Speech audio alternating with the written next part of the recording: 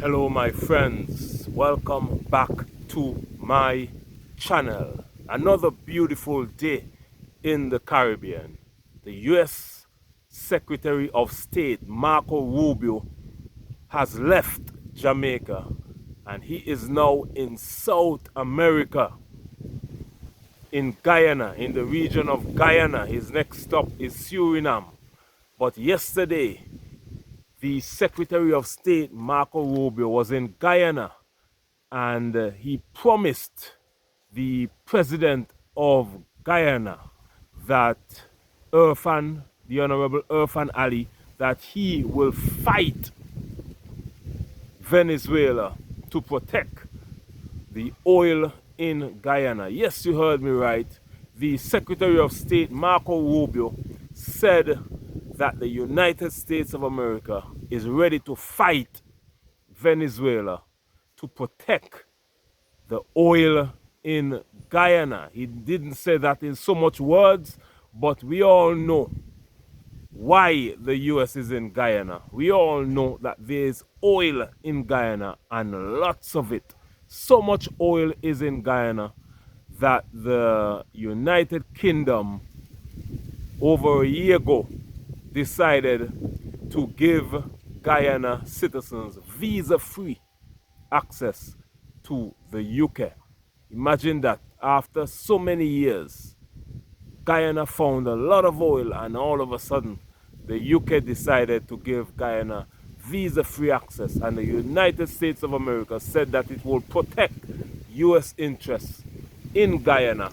You know, ExxonMobil is in Guyana drilling oil, and the US said that if Venezuela, President of Venezuela, Maduro, decided to attack Guyana over some disputed land in the middle of Guyana and Venezuela. I think the land is called Essequibo. Let me know the correct name, Essequibo. I think the name is something like that, but comment in the comment section and let me know the correct pronunciation of that piece of land in the middle of Venezuela and Guyana. Guyana is claiming it and Venezuela is claiming it, and there's a lot of resources, particularly oil, on that land. But before I go on anymore, listen to this audio clip of the Secretary of State Marco Rubio, what he said in Guyana, and the response from the President of Guyana, Rubio and Ali. And this audio is coming from WPG 10 news station, my friends. Have a listen of it. Tonight, the United States has sent a warning to Venezuela. Don't ever consider attacking Guyana. After arriving in the Guyana's capital on Thursday, U.S. Secretary of State Marco Rubio made it clear that any aggressive actions by Venezuela against Guyana or its key oil partner ExxonMobil would be met with dire consequences. What would be the U.S.'s response should Venezuela attack U.S. oil major ExxonMobil, which is operating in Guyana's waters? It would be a very bad day for the Venezuelan regime if they were to attack Guyana or attack ExxonMobil or anything like it. It would be a very bad day, a very bad week for them, and it would not end well for them. There will be consequences for adventurism. There will be consequences for aggressive actions, and that's why our partnership in that regard will be important. That is not what we want to be a feature of our relationship, but it is a necessity of our relationship because you have a very difficult challenge on your hands with a dictator that's making illegitimate territorial claims. His comments follow growing concerns over Venezuela's territorial claims on the Essequibo region, a rich area in natural resources that has long been a source of tension between the two countries. Rubio noted that U.S.'s commitment to ensuring Guyana's sovereignty, stating that the U.S. military, particularly the Navy, was more than capable of responding if needed. I'm not going to get into details of what we'll do. We're not big on those kinds of threats. I think everybody understands, and I want it to be clear. We've made this clear repeatedly. I think the U.S. Navy today is making it clear and demonstrating our ability to. We have a big Navy, and it can get almost anywhere, and it can get anywhere in the world. We have commitments that exist today with Guyana. We want to build on those. expand on those, and we'll leave it for the appropriate time. But suffice it to say that if that regime were to do something such as that, it would be a very bad move. It would be a big mistake for them. Speaking during a joint press conference following talks with Rubio on Thursday, Guyana's President Rubio and Ali welcomed Rubio's reassurance to ensure the safeguard of Guyana's territorial integrity and sovereignty. Our partnership and joint commitment to the safeguard of this region from every disruptive force is key to the maintenance of democracy and adherence to the rule of law. The threats from Venezuela were specifically discussed. Their blatant violation of the ICJ order and Argyle Declaration were noted. Ali referred to the United States as a special partner, which deserves special considerations. We have a responsibility to our friends. The U.S. is a great friend of ours. The U.S. would have made it very clear that they are ready to stand by us in our development, in our economic expansion, in our security, and in our defense. And I will say very boldly that such friends must have some different and preferential treatment, because a friend who will defend me when I need a friend to defend me must be a friend that enjoys some special place in our heart and in our country, and that will be the case. There you had it, my friends. That was the Secretary of State of the United States of America, Marco Rubio, and the President of Guyana, Rubio and Ali, at their state meeting in Guyana yesterday. Now, my friends, if you listen to that clip carefully, President of Guyana ended by saying that the U.S. will get special treatment for protecting Guyana from Venezuela. Who blames Guyana? But what will that special treatment be?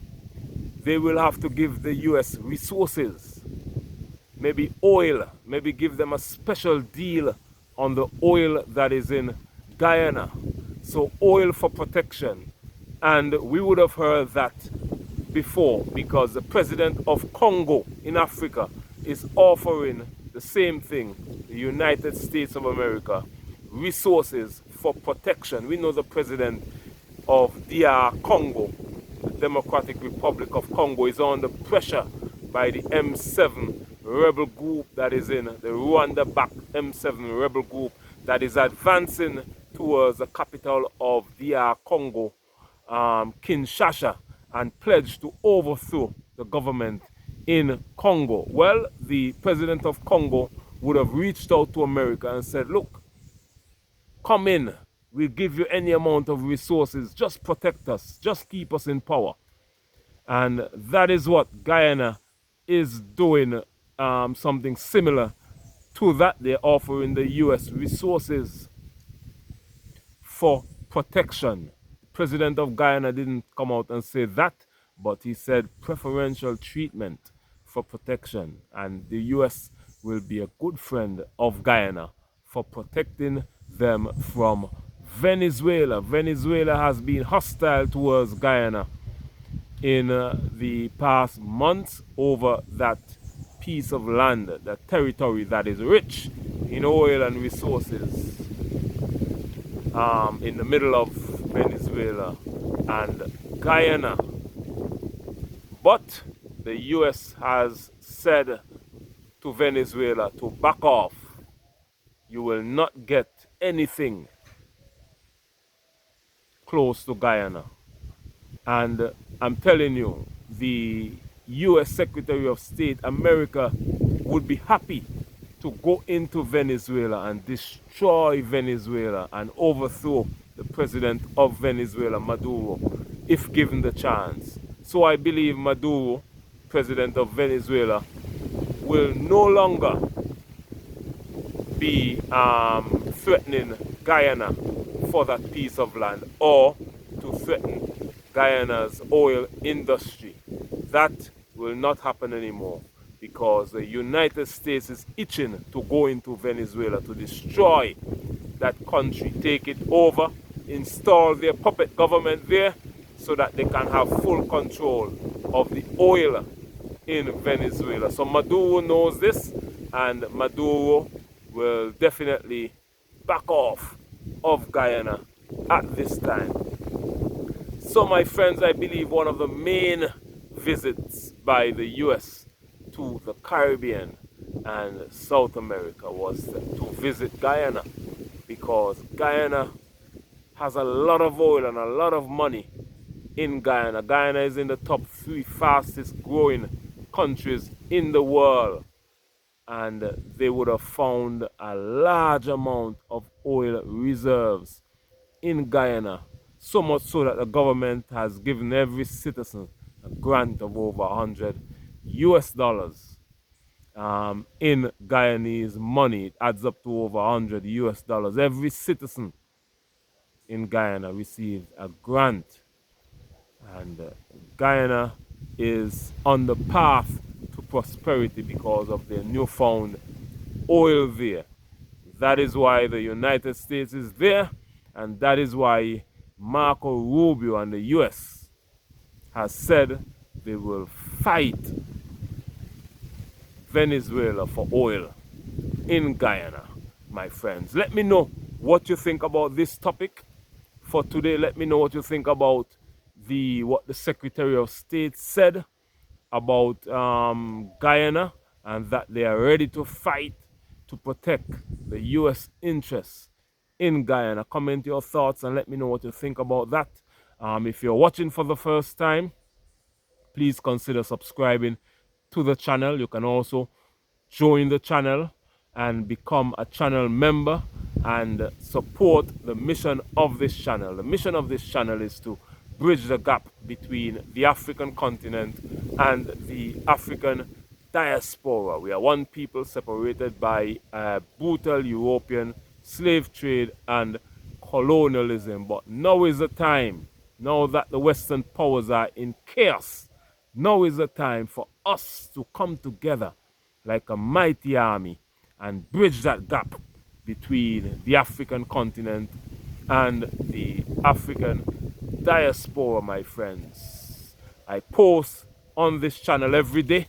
I focus on breaking news that affect the African continent and the African diaspora. The African diaspora is the Caribbean nation islands, African Americans, Afro-Canadians, Afro-British, Afro-Europeans, Africans in South America, Brazil, Colombia.